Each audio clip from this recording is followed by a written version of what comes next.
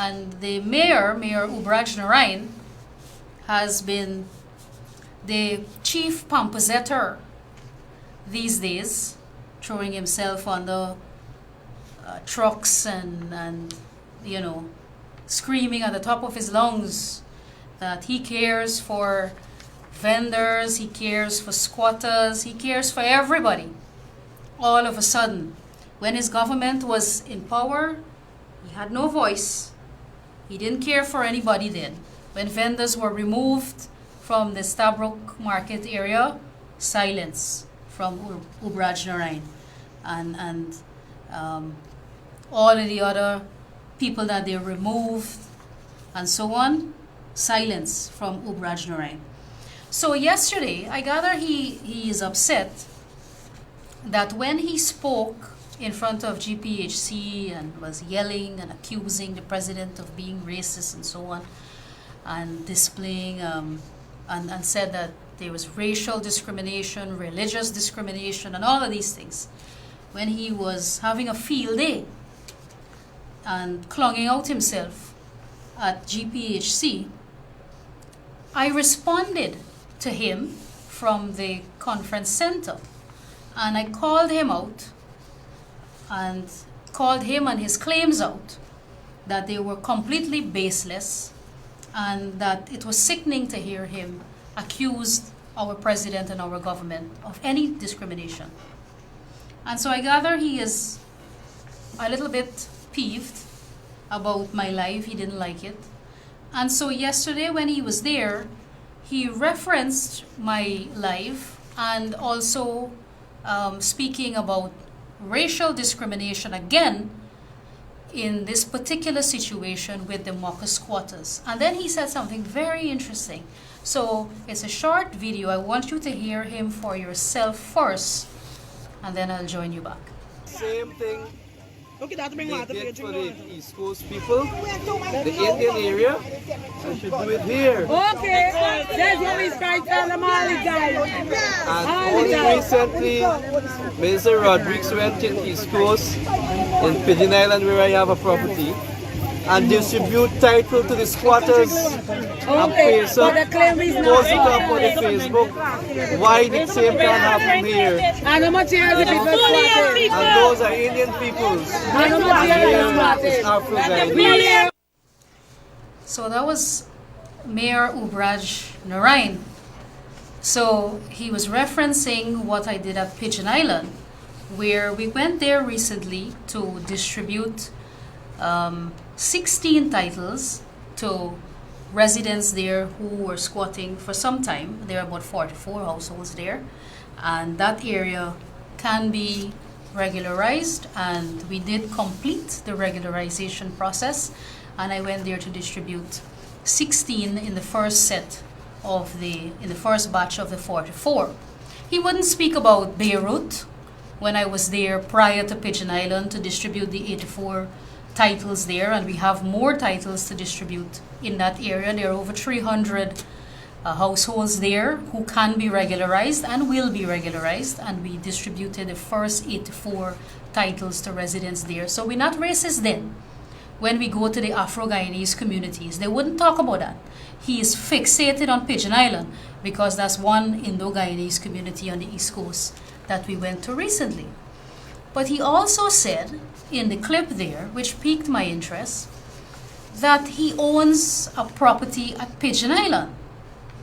Now, when I heard him say that, and you will understand why I say, he's just setting himself up. Because when I heard him say that, I was surprised, because I know of one property that the mayor received through the ministry's housing program. So when I heard him say he has a property at Pigeon Island, obviously I wanted to investigate to find out, well, what exactly is going on here.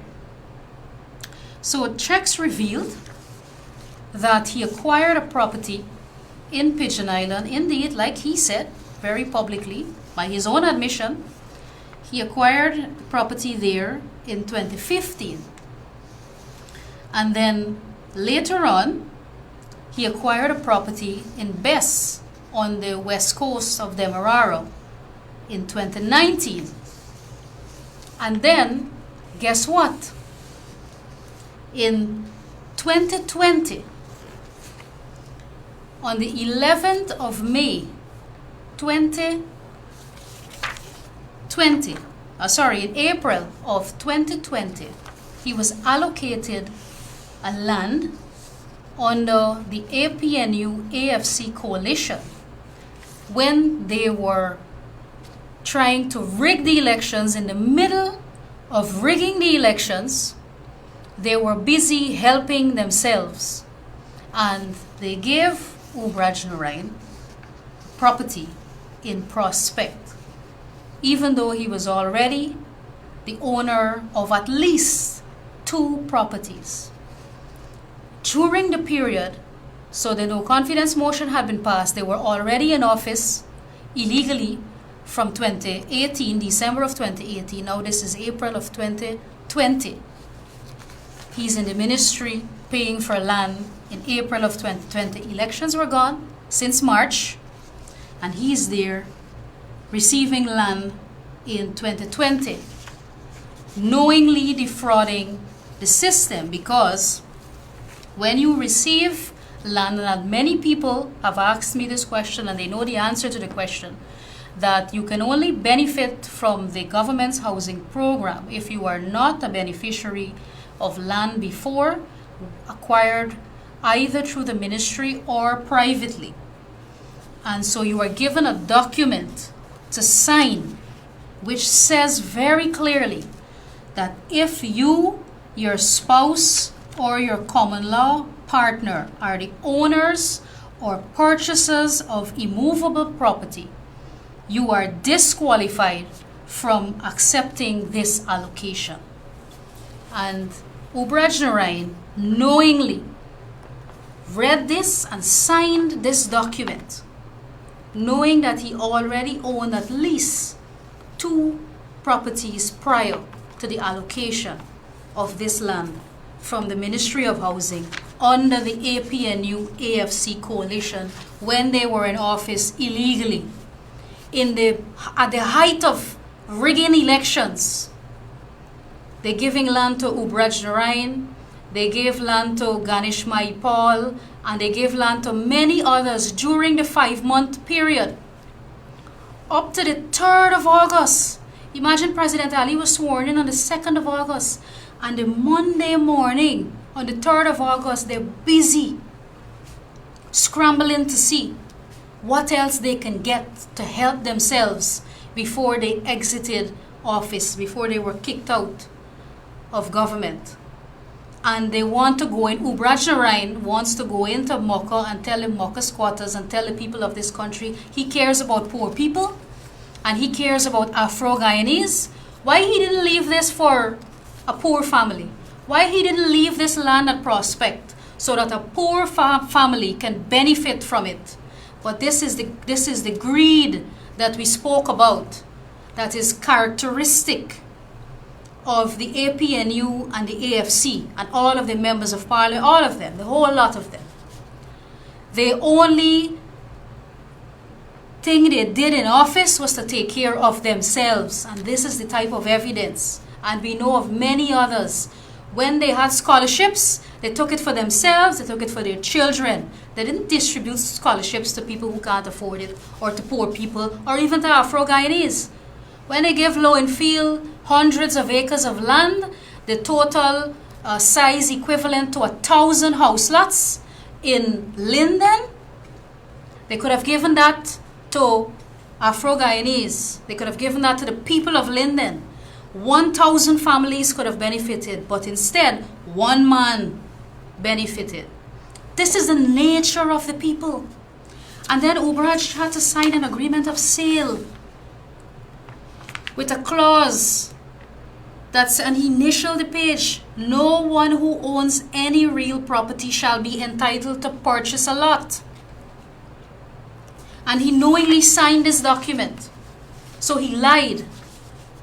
Because if you are the owner of property before, you are automatically disqualified from benefiting from the government's housing program, subsidized housing program.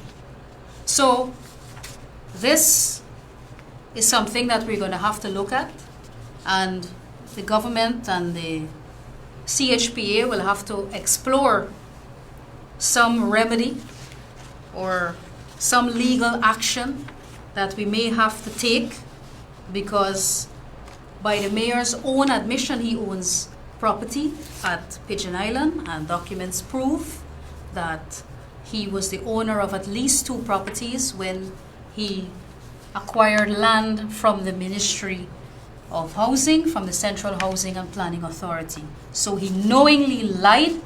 This document is false that he signed, and so he may have to answer some questions, and we're going to have to look at ways in which we can reclaim this, or there may be some remedies